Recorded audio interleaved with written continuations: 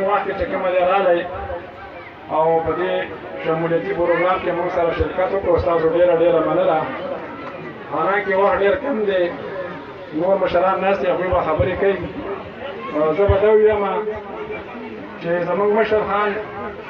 رضی الله مومند چې کومه دی ډېرې دورې وکړې او ډېر علاقې کوي چې کومه دی شمولیتي پروګرامونه وشو د خیره سره.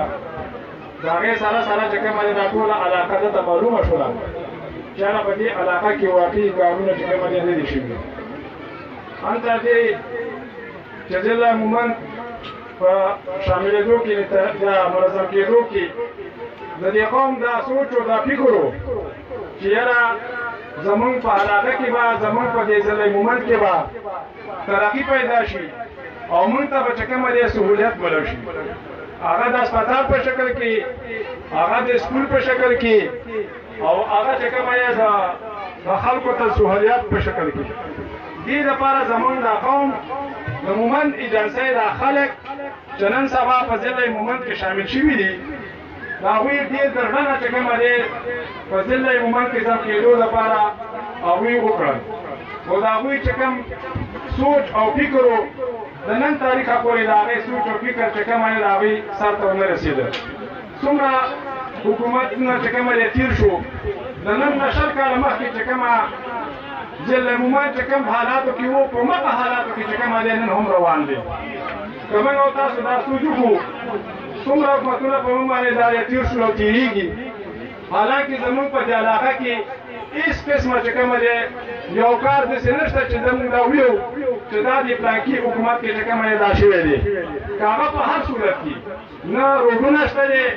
نه چې کومه دی خلکو ته د بجلۍ سهولت شته دی، نه د خلکو ته چې کومه دی د هسپتال سهولت شته دی.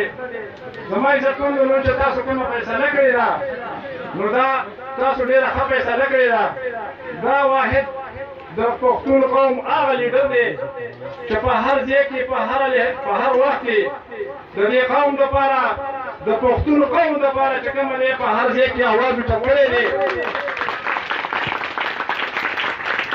اندر دی چې د دې قوم د حق غوښتلو دپاره او دې قوم ته خپل حق رسولو دپاره جام شهادت هم بینوش کړی دی او د هغې باوجود هم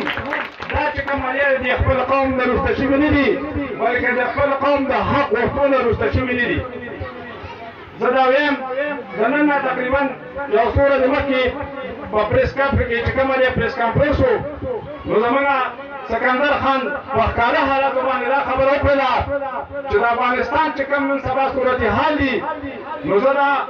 مطالبه کوم د حکومت نه چې دا د باتچیت په ذریعه باندې حل شي، هسې نه چې سبا د دې نقصان زما د پښتون قوم ته ورسي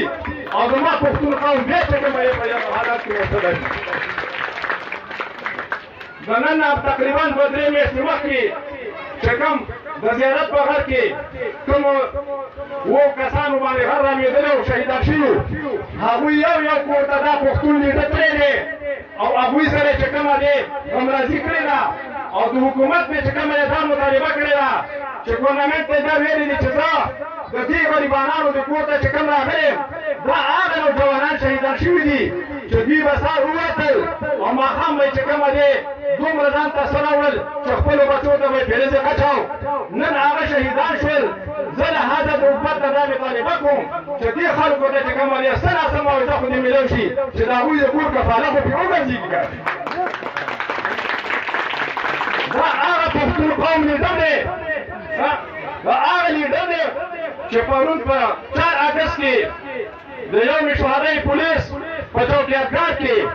زه د KPK پولیس ته چې کومه دی سلام کوم چې د عوامو دپاره ځانونه قربان کړي دي، خپل بچي چې کومه دی یتیمان کړي دي، خپلې زنانې چې کومه دی کونډې کړي دي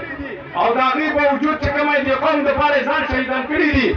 دا هغه پښتون لیډر دی چې په چوکیدګاه کې ودرېد او هغه یوم شهدای پولیس سره چې کومه دی ټوله ورځ په ناسته تېره کړه او د حکومت یې دا مطالبه وکړله چې بهی دا هغه شهیدانو بچي دي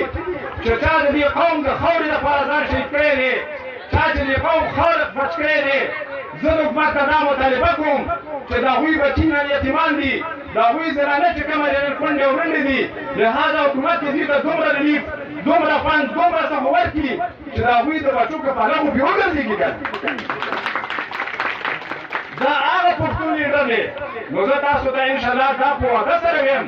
دې علاقې کې چې کومه دی الحمدلله جناب سکندر حیات خان شیرپاو ډېر زیات وګرځېد او نور به هم ګرځېږي نو زه تاسو ته د شمولیت ډېره مبارکي درکوم تاسو ډېر ښه وکړل چې په دې پارټۍ کې شامل شولئ خو دا پیغام د جناب ملي رهبر آفتاب احمد خان شیرپاو چې کوم منشور دی او کوم پیغام دی چې هغه زموږ او تاسو یو اواز سره په یو دغه سره په دې علاقه کې وګرځو او د دې خلکو غوږونو ته یې ورسوو او دا خلک په دې خبره باندې اماده کړو او هغه قومي وطن پارټۍ ته راولو چې سبا زموږ او ستاسو د کابینې وزیراعلی جناب سکندر خان شیرپاو وي انشاءالله دا به راځي او دا به موږ تاسو راولو